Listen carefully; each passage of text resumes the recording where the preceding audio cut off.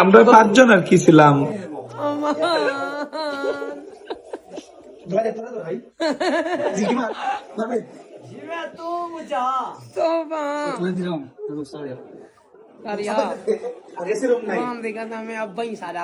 পাঁচজন 5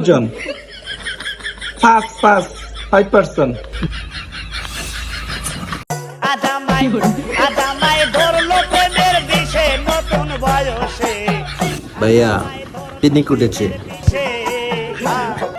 পাঁচজন